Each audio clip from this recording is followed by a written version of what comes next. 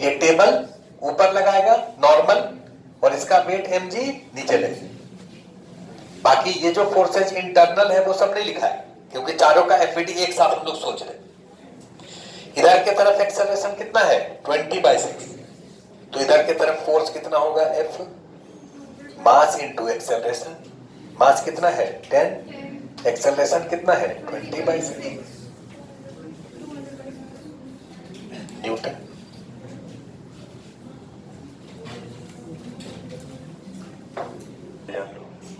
अगर एक्सेलरेशन किसी वेक्टर का लिखना है तो एक्सेलरेशन को लिखेंगे AXI plus A/J plus AZK।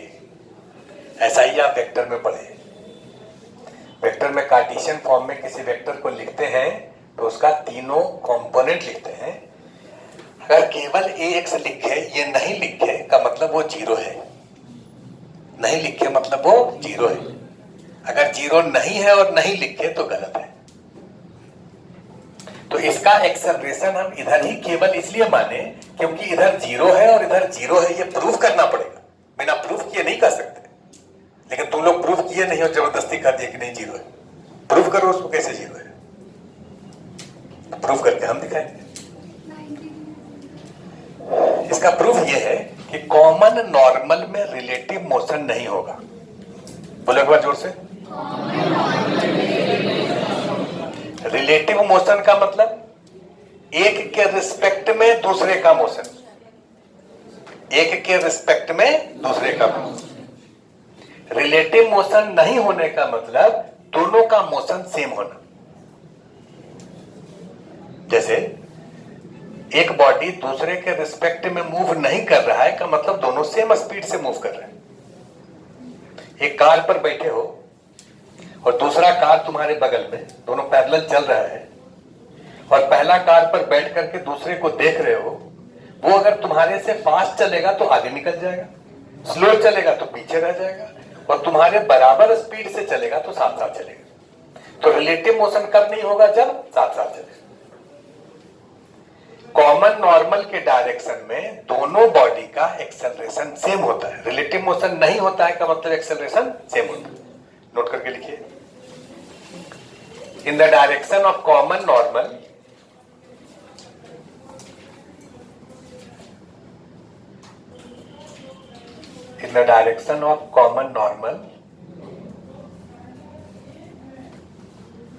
acceleration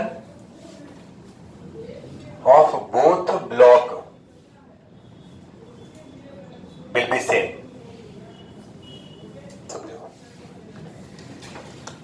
ये जो 4 kg का ब्लॉक है, इस 4 kg के ब्लॉक के बारे में सोचिए, या इस पूरे को सिस्टम मान लेते हैं। इस पूरे के बारे में सोचें तो इस पर नॉर्मल ऊपर लग रहा है n, एक नॉर्मल ये लग रहा है F, और एक इसका वेट लग रहा है नीचे। कितने के बराबर, तीनों का mg, 4 3 7 3 10 10g। इस पूरे का एक्सेलरेशन इधर के तरफ a माने, इधर के तरफ a1 का वैल्यू 0 है, यानी प्रूफ करके दिखा रहे। कैसे 0 है? तुम ये बताओ कि ये जो टेबल है, इस टेबल का एक्सेलरेशन इधर के तरफ कितना है, 0। टेबल रुका हुआ है, टेबल नहीं मूव कर रहा है। ये टेबल का एक्सेलरेशन ऊपर कितना है, 0। ये जो ब्लॉक है इसका भी ऊपर कितना होना चाहिए, 0, तभी तो दोनों का एक्सेलरेशन सेम होगा।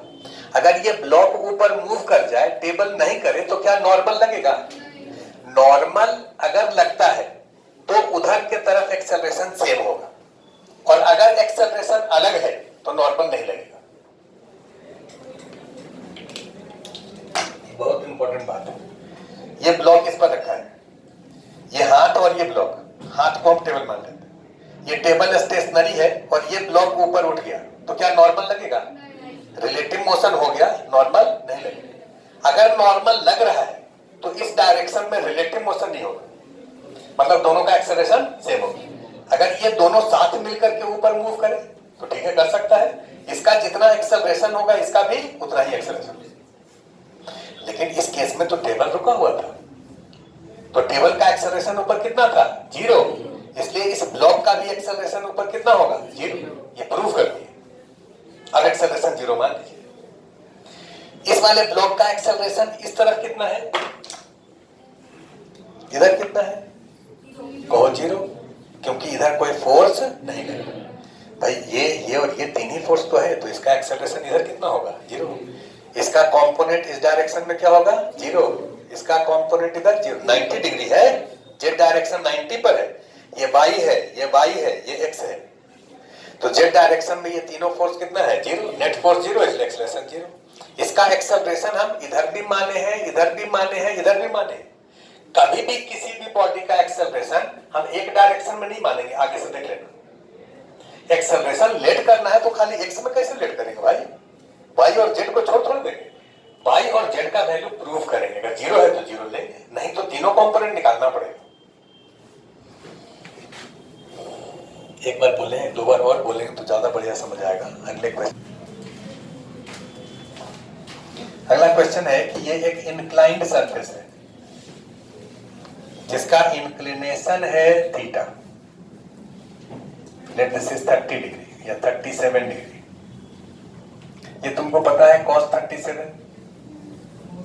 4/5 और 37 का कॉम्प्लीमेंट्री 53, sin 53 भी इतना ही होगा, और cos 53 और cos 37 sin 37।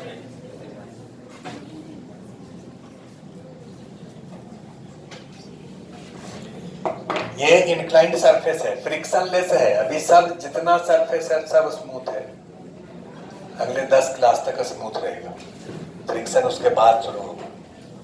अभी केवल 3 ही फोर्स चल रहा है, नॉर्मल, टेंशन और mg, 3 ही चल रहे हैं, नॉर्मल, टेंशन और mg। 3 क्लास के बाद स्प्रिंग फोर्स आएगा, 3 क्लास के बाद क्या आएगा, स्प्रिंग फोर्स। अभी 3 क्लास तक ही चलेगा, इसके बाद 3, तो आज तो दूसरा है, तीसरा, चौथा, पांचवा, इसमें केवल 3 ही फोर्स चलेगा, नॉर्मल, टेंशन और mg।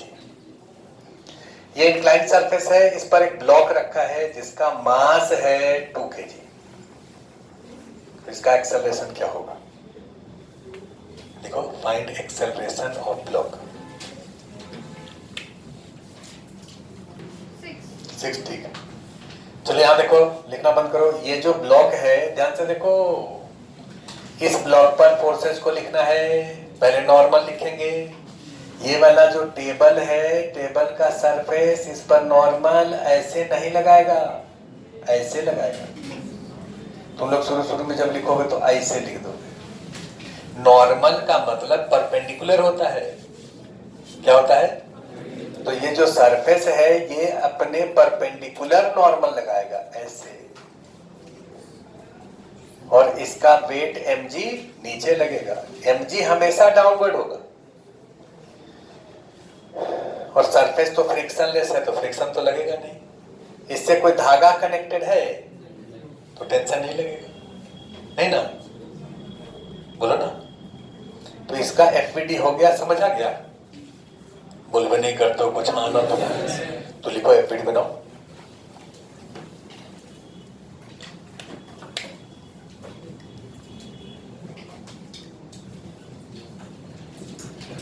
ये वाला जो ब्लॉक है इसका एक्सेलरेशन किधर लेट करें, इसका एक्सेलरेशन लेट करोगे ना पहले, तब ना निकालोगे, किधर लेट करें, डाउन द प्लेन लेट करते हैं A1, perpendicular to plane late करते हैं A2, और इधर की तरफ लेट करते हैं A3।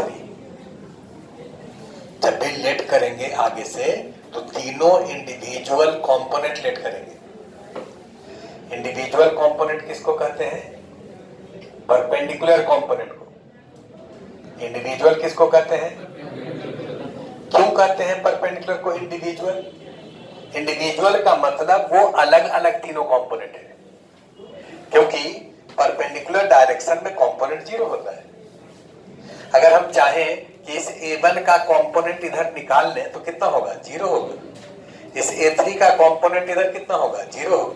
क्या किसी एक का कंपोनेंट दूसरे के डायरेक्शन में हो सकता है, नहीं। तो ये तीनों अलग अलग है, इंडिविजुअल है, ये तीनों क्या है, तो 3 इंडिविजुअल कंपोनेंट आपको लेट करना पड़ेगा, क्योंकि कार्टेशियन सिस्टम जो होता है उसमें उसमें किसी वेक्टर को 3 इंडिविजुअल कंपोनेंट में लिखते हैं। इसको हम एक्स एक्सेस मान ले, इसको वाई एक्सेस मान ले, इसको जेड एक्सेस मान ले, मान सकते हैं ना। ऐसा कोई जरूरी नहीं कि एक्स इधर रहे और वाई इधर रहे और जेड इधर रहे, ऐसा जरूरी नहीं है। एक्स वाई एंड जेड तीनों कोई भी परपेंडिकुलर हो सकते हैं। एक्स को ऐसे मान लो, वाई को ऐसे मान लो, जेड को ऐसे मान लो, ये बिल्कुल सही है। तो इसका हम एक्स डायरेक्शन में A1, A2 और A3 3 कंपोनेंट मान लिए। अब इक्वेशन लिखेंगे, जिधर एक्सेलरेशन माने हैं उधर के तरफ फोर्स को रिजॉल्व करेंगे। इस mg का कंपोनेंट डाउन द प्लेन इधर के तरफ, ये होगा mg sin थीटा, ये mg लिख देते हैं। ये कितना होगा mg sin थीटा, और इधर के तरफ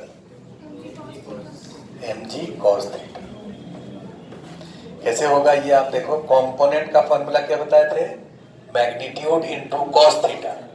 क्या बताए थे,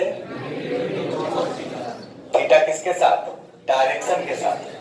जैसे इस वाले वेक्टर का कंपोनेंट इधर या इधर निकालना है तो आप एंगल उधर से पता कर लो।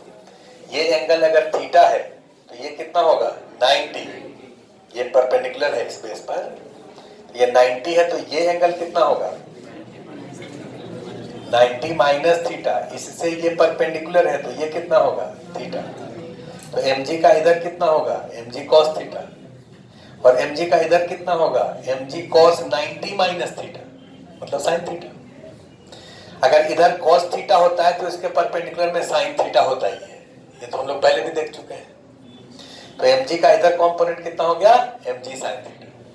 नॉर्मल का इधर कंपोनेंट कितना है 0, नॉर्मल का कितना है, क्योंकि 90 डिग्री पर कंपोनेंट 0 होता है। दो ही फोर्स इस पर लग रहा है ना, तो डाउन द प्लेन फोर्स को लिखो, बोलो mg sin theta down the plane, normal का component 0 equal to mass into acceleration a1। तो बोलो a1 कितना हो गया g sin थीटा, a1 कितना हो गया, और g का वैल्यू होता है 10, g का वैल्यू कितना होता है 10, और साइन 37 3/5 6 मीटर पर सेकेंड स्क्वायर। A2 का वैल्यू 0 होगा। कौन एक्सप्लेन करेगा, कहोगे कि सर देखिए ये जो टेबल है, टेबल क्या इधर एक्सेलरेट कर रहा है, तो ब्लॉक भी इधर एक्सेलरेट नहीं करेगा, दोनों का एक्सेलरेशन सेम होगा। और नहीं, इधर की तरफ एक्सेलरेशन इसका 0 हो गया, इधर की तरफ एक्सेलरेशन कितना होगा, क्यों, क्योंकि इधर कोई फोर्स नहीं लग रहा है। इस नॉर्मल का इधर कंपोनेंट 0 है, mg का इधर कंपोनेंट 0 है, तो इधर फोर्स नहीं है इसलिए एक्सेलरेशन नहीं होगा। कहते कि ये जो ब्लॉक है इंक्लाइंड प्लेन पर जब रखा है तो डाउन द प्लेन आगे से डायरेक्ट mg sin थीटा लिख देना, धीरे धीरे याद कर लो कुछ। डाउन द प्लेन कितना होगा mg sin theta, perpendicular to plane mg cos। तुम कहो कि सर प्लेन ऐसा है तब ना, प्लेन अगर ऐसा रहे तब, इधर से रहे तब, ये वाला एंगल थीटा रहे तब, हम लोग तब भी उतना ही होगा। देखो ये जैसे ब्लॉक m है तो इसका वेट mg नीचे लगेगा, नॉर्मल ऐसे लगेगा, तो ही फोर्स लगेगा। अगर इसका एक्सेलरेशन डाउन द प्लेन निकालना है तो g sin थीटा होगा। इतना छोटा छोटा बात याद हो जाता है। कैसे होगा g sin थीटा, तो भैया ये एंगल थीटा है, ये परपेंडिकुलर है इस पर, ये एंगल कितना है 90, तो ये कितना होगा 90 माइनस थीटा, ये कितना होगा थीटा। तो mg का इधर mg cos थीटा और इधर कितना mg sin थीटा।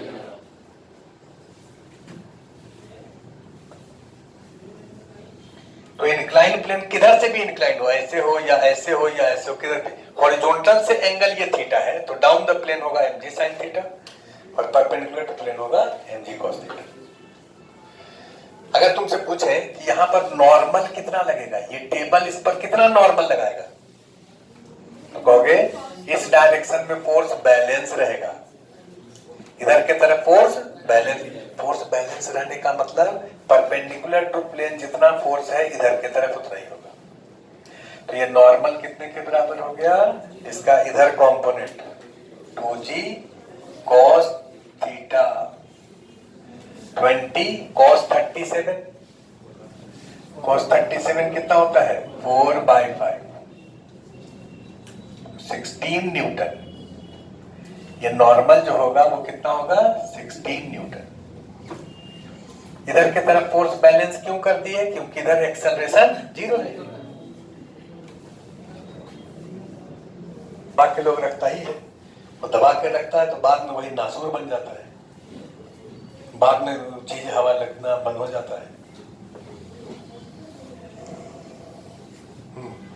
तुमने पूछी तो कुछ, तुम्हारे पास तो खजाना है, तुम सबने पूछे, तुम्हारे पास तो पूछने के लिए बहुत जल्दी से पूछो। ये सेम इंक्लाइन प्लेन है जिसका इंक्लिनेशन 37 है और 2 ब्लॉक रखा है, ये 4 kg, ये 2 kg, और up the plane force F लगा है। इस F का वैल्यू है, F का वैल्यू है 60 न्यूटन। F का वैल्यू कितना है 60 न्यूटन। सर सरफेस स्मूथ है, तो बताओ इस दोनों के बीच में कांटेक्ट फोर्स कितना होगा। देखिए, find contact force between 2 and 4 kg block. बंद करो, यहां देखो, पहले हम इस क्वेश्चन को सॉल्व कर देते हैं, उसके बाद समझाएंगे कि एफबीडी कैसे बनाते हैं। इस बार उल्टा कर रहे हैं, पहले जल्दी फिर धीरे धीरे। इस दोनों को अगर सिस्टम मान लें, ध्यान सब लोग देखो, ये दोनों को क्या मान लिए सिस्टम, तो इस पर कौन कौन सा फोर्स लगेगा, तो सर नॉर्मल ऐसे, mg नीचे, ये एक्सटर्नल फोर्स F लाठी से ढकेल रहे, तो ये एक्सटर्नल फोर्स यहां लग गया। इसके बीच में तो जो फोर्स है वो नहीं अभी लिखेंगे, दोनों को एक साथ एफपीडी बनाए हैं, नॉर्मल ऐसे mg ऐसे, समझ आया। ऐसा करके पहले एक्सेलरेशन निकालेंगे। हर बार हम लोग क्या करते हैं कि अगर 2 या 3 या 4 ब्लॉक एक साथ मूव कर रहा है तो पहला स्टेप है उसका एक्सेलरेशन निकालना। पहला स्टेप क्या है, तो इसका एक्सेलरेशन लेट कर लो। तो कौशल किधर लेट करें, हमने लेट करना तो सिखाए हैं। इसका एक्सेलरेशन लेट कर लो, ऊपर की तरफ a1, इधर की तरफ 0 होगा, ये बिना लेट किए हुए भी आप लिख सकते हो, और इधर की तरफ भी 0। कौशल ऊपर ही का है, नीचे क्यों नहीं, हम बोले ऊपर और नीचे में कोई फर्क नहीं है, नीचे भी मान सकते हो ऊपर भी मान सकते हो। इसका एक्सेलरेशन डाउनवर्ड मानो या अपवर्ड मानो एक ही बात है, इधर मानो या इधर मानो एक ही बात है, इधर मानो या अंदर मानो एक ही बात है। बात समझ आ रहा है। तो एक्सेलरेशन तुम या तो डाउन द प्लेन या अप द प्लेन मानो, इधर क्यों नहीं होगा, कौशल टेबल जो है ये इंक्लाइन सरफेस, उसका तो इधर एक्सेलरेशन 0 है और इसका भी इधर 0 होना चाहिए, क्योंकि ये इस पर नॉर्मल लगा रहा है। अगर नॉर्मल नहीं लगाता, कांटेक्ट नहीं रहता, नॉर्मल नहीं लगाता, तब फिर एक्सेलरेशन आप इधर मानते हैं, लेकिन आप तो नॉर्मल लगाए हैं ना, तो कांटेक्ट तो है दोनों का। डाउन द प्लेन एक्सेलरेशन अगर a1 है तो डाउन द प्लेन फोर्स को रिजॉल्व करिए। देखो हम इसको बार बार लिख के दिखाएंगे नहीं, इसका इधर साइन mg साइन थीटा होता है, वो याद है। 6g का इधर कितना होगा 6g साइन थीटा, कितना होगा। अब देखो एक क्वेश्चन लिख रहे हैं, इसका डाउन द प्लेन, क्योंकि एक्सेलरेशन किधर माने हैं डाउन द प्लेन, तो डाउन द प्लेन फोर्सेस को लिखो। 6g का इधर 6g साइन 37, और ये जो f है ये अप द प्लेन है, तो डाउन द प्लेन कितना -f। अरे जिधर एक्सेलरेशन माने हो उधर सब फोर्स लिखोगे ना जी, ये वाला mg जो है लिख ही देते हैं यार तुम लोग। 6g का इधर होगा 6g साइन 37, ये समझ आया, और इधर कितना होगा 6g cos 37। काहे लिखे इधर, जब इधर इक्वेशन ही नहीं लिखना है तो जबरदस्ती सब तरफ फिगर गंदा करने का फायदा। जिधर लिखना था उधर लिख दिए लोग। इधर की तरफ इसका कंपोनेंट, इसका कंपोनेंट इधर की तरफ कितना होगा -f, n का कंपोनेंट कितना होगा 0। जिधर एक्सेलरेशन लिखना है उधर सारे फोर्सेस को लिख के ये कितना होगा मास इनटू एक्सेलरेशन। बोलो इक्वेशन समझ आया। तो यहां से एक्सेलरेशन निकाल सकते हो, डिवाइड कर दो 6 से, तो जी 6 से डिवाइड करेंगे तो जी साइन 37 माइनस एफ बाई 6। जी का वैल्यू 10 और साइन 37 लिखे थे, साइन 37 3/5 तो 6 हो गया ना, माइनस एफ कितना है 60/6 10, तो एक्सेलरेशन कितना आया -4। डाउन द प्लेन एक्सेलरेशन कितना आया -4, तो अप द प्लेन एक्सेलरेशन कितना होगा +4। क्यों? क्योंकि कंपोनेंट अपोजिट करेंगे तो माइनस हो जाएगा। अगर कोई वेक्टर इधर की तरफ -4 है तो वही वेक्टर इधर की तरफ कितना होगा +4। बोलो, तो एक्सेलरेशन डाउन द प्लेन माने हैं तो -4 आया, अप द प्लेन मानते हैं तो +4 आता। दोनों बात देखिए, डाउन द प्लेन -4 आया है, मतलब तुम ये कहोगे कि अप द प्लेन वो जा रहा है 4 से। अप द प्लेन कितने से? अब हमको चूंकि कांटेक्ट यहां निकालना है, तो या तो 4 kg का एफपीडी बना लो या 2 kg का बनाओ, साथ में बनाओगे तो नहीं निकलेगा। बस हो जाए तो 4 kg का देखो एफपीडी दिखा रहे हैं, केवल 4 kg। 4 kg पर कौन कौन सा फोर्स लगेगा? कहो सर, एक तो नॉर्मल ये टेबल लगाएगा, दोनों मिला करके एन लगा रहा था, अभी इस पर थोड़ा कम लगाएगा, नाम चेंज कर दिया। बाकी इस पर एक ये 2 kg लगाएगा, किधर अप द प्लेन, बोलो ना 2 kg ऐसे लगाएगा, इसका नाम N2 मान लेते हैं, और इसका वेट mg नीचे लगेगा। ये जो F है वो इस पर लगाएंगे, बोलो ना हाँ कि ना? नहीं लगाएंगे। ये F जहां लगता है, जहां दिखता है वही लगता है, कांटेक्ट फोर्स जो जहां दिख रहा है वही लगा। ये फोर्स लगा है तभी ये इस पर लगाया है, जैसे जैसे ये बढ़ाएगा ये भी इस पर बढ़ाएगा, तो इसको भी लगा दो और F को भी लगा दो, मामला गड़बड़ा नहीं जाएगा। तो इस पर यही 3 फोर्स लगेगा, N1 N2 और 4G। अब इसका एक्सेलरेशन अप द प्लेन मान दो लिया हुआ है A1 कितने के बराबर 4। अब अप द प्लेन इक्वेशन लिखो, इक्वेशन बोलो अप द प्लेन।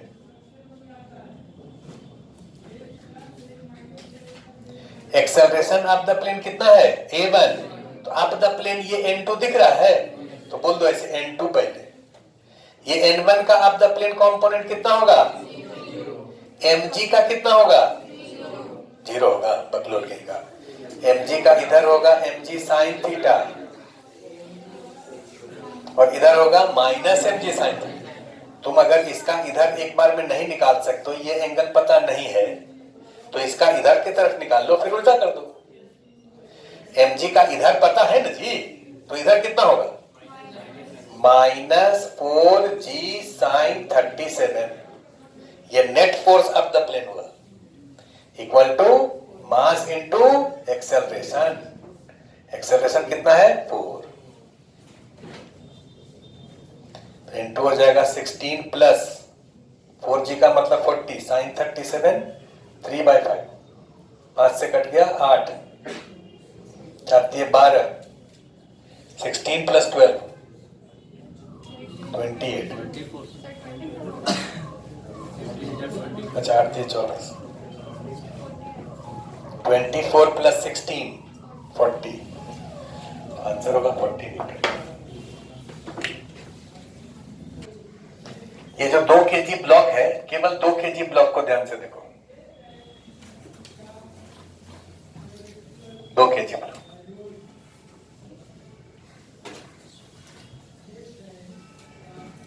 ब्लॉक का एफपीडी बनाएंगे, कौन कौन सा फोर्स लगेगा बताओ।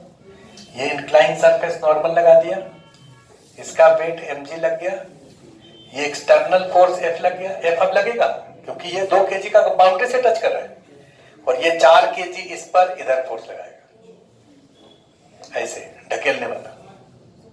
ये इस पर अगर N2 लगा रहे हैं तो ये भी इस पर N2 ही लगाएगा। देखो एफपीडी हो गया। एक्सेलरेशन इसका तुम डाउन द प्लेन ही मान लो, कोई बात नहीं। डाउन द प्लेन कितना है A1। अब इसको जिधर माने हो एक्सेलरेशन उधर की तरफ फोर्स को रिजॉल्व करो। बोलो डाउन द प्लेन कौन कौन सा फोर्स? कौशल एक तो N2 दिख रहा है तो लिख दिए N2। ये जो F है ये ऊपर है तो डाउन द प्लेन mg का डाउन द प्लेन प्लस की minus 2g sin 37 equal to mass into acceleration 2 into a1 और a1 कितना -4। डाउन द प्लेन लिखेंगे तो -4 लिखेंगे तो 2 इंटू -4। सॉल्व करो देखो n2 का वैल्यू कितना आता है।